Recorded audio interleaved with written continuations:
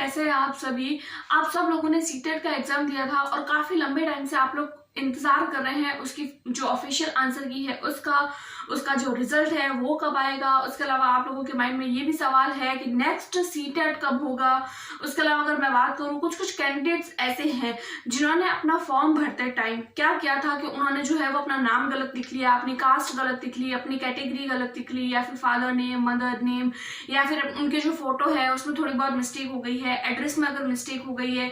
ऐसे अगर उन लोगों की कोई फॉर्म भरने में मिस्टेक हो गई है तो उसको किस तरीके से ठीक किया जाए, कुछ कुछ कैंडिडेट्स ऐसे भी हैं। उसके अलावा अगर मैं बात करूं कि नेक्स्ट सीटेट कब होगा तो वो भी आप लोगों के माइंड में है। और अगर जब फाइनल आंसर की आ जाएगी तो फाइनल आंसर की आने के बाद में आप लोग उसको चेक कैसे करेंगे, यानी कि फाइनल आंसर, क्योंकि हम लोगों को पता है कि हमने जो पेपर दिया था, पेपर देने के बाद में हम लोगों को OMR शीट देने के बाद में हम लोगों को उसमें जो है वो कार्बन कॉपी नहीं दी गई थी। हर पेपर में हम लोगों को कार्बन कॉपी दी जाती है, जैसे ही हमारे पास में आंसर की आती है हम हमारी कार्बन कॉपी से मैच कर लेते हैं। लेकिन इस बार हमारे पास में कार्बन कॉपी नहीं आई है, तो फिर भी हम जो है वो हमारे आंसर्स जो है वो किस तरीके से चेक करेंगे।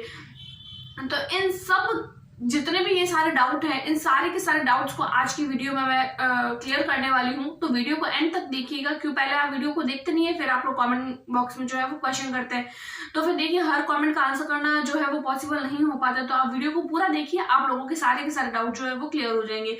तो चलिए बिना किसी देरी के हम हमारी वीडियो को स्टार्ट करें। मैं बात कर रही हूँ सीटेट 2023 की। तो सबसे पहले तो मैं आप लोगों को बता दूं कि अपना जो सीटेट 2023 का पेपर है वो हुआ कब था। तो आप लोगों को पता है कि ये जो हमारा पेपर है वो 20 अगस्त को हुआ था। अब हम सब लोग इंतजार कर रहे हैं हमारे आंसर की। तो देखिए हमारा जो पेपर है वो 20 अगस्त को हो गया था। अब हमारे माइंड में यही क्वेश्चन है कि हमारा आंसर की कब तक आएगी। तो देखिए जब भी हमेशा पेपर होता है तो लगभग उसके 10 दिन बाद जो है वो आंसर की आ जाती है। लेकिन अगर आज की मैं डेट देखूं, यानी जिस दिन मैं ये वीडियो बना रही हूं, तो उस दिन डेट है हमारी 15 यानी 15, यानी कि अब जो है लगभग एग्जाम को, यानी 20 अगस्त को पेपर हुआ था और अभी जो है वो 25 दिन हो चुके हैं हमारे एग्जाम हुए। लेकिन ना तो अभी तक हमारे पास में आंसर की आई है, ना तो अभी तक हमारे पास में रिजल्ट को लेकर किसी भी तरीके की कोई इन्फॉर्मेशन है। तो देखिए आंसर की में इतनी देरी क्यों हो रही है, सबसे पहले तो मैं ये बता दूं, क्योंकि देखिए हर बार जो है वो हमारा पेपर होता है ऑनलाइन, राइट। और इस बार हमारा जो पेपर हुआ है वो हुआ है ऑफलाइन। तो कहीं ना कहीं इस वजह से जो है वो देरी हो रही है कि हमारा जो है वो रिजल्ट और हमारी जो भी आंसर की है उसमें इतनी देरी हो रही है। अब बात आती है कि आंसर की आएगी कब। तो देखिए कभी भी इतना लेट नहीं हुआ है, इस बार हुआ है। तो कहीं ना कहीं चांस है कि ये जो अगर 20 अगस्त को पेपर हुआ है तो फिर से 20 सितंबर से पहले ही हमारे आंसर की जो है वो आ जाएगी। तो देखिए आज हुई है 15, 20 सितंबर से पहले यानी कि लगभग 5-6 दिन के अंदर अंदर हमारी जो है वो आंसर की आ जाएगी।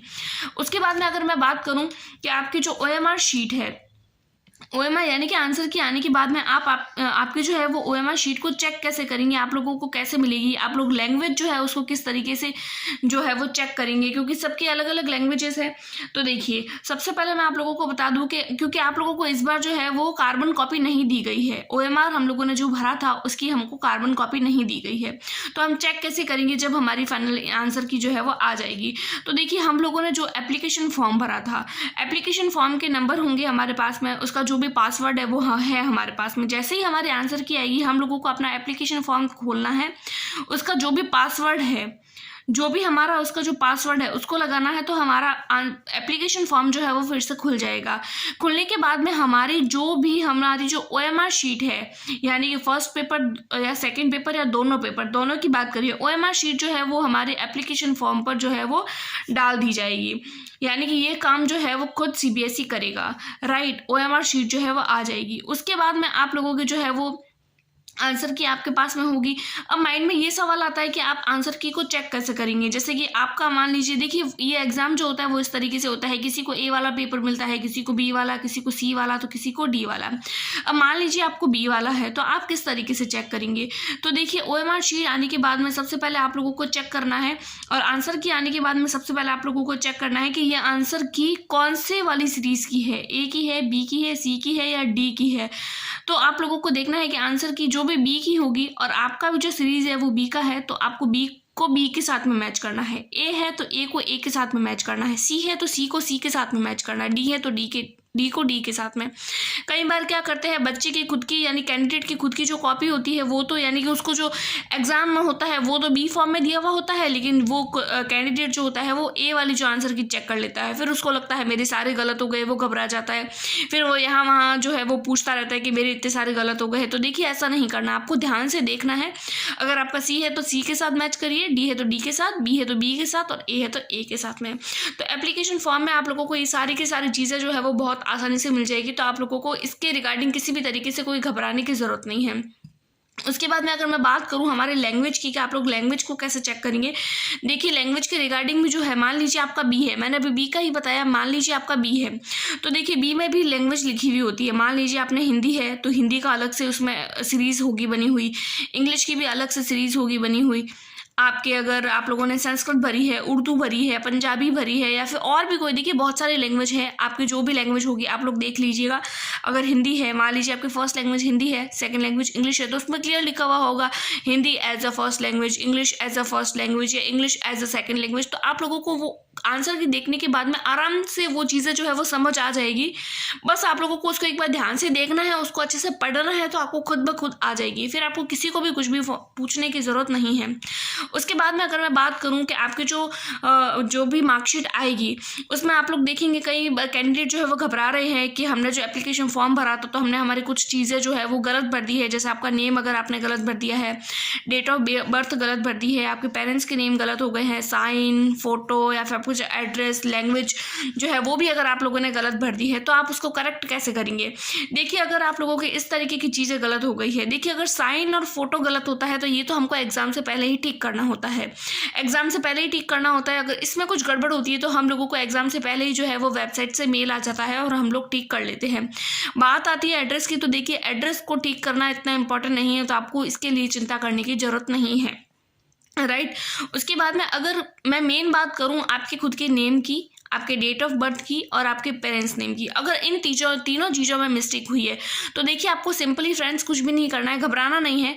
जैसे ही आपके पास में रिजल्ट आएगा, आप लोगों के पास में जो है वो आंसर जो है वो रिजल्ट की जो भी मार्कशीट होगी वो आ जाएगी, तो आपको देख के पता चल जाएगा कि आपका किस चीज़ में जो है वो मिस्टेक है।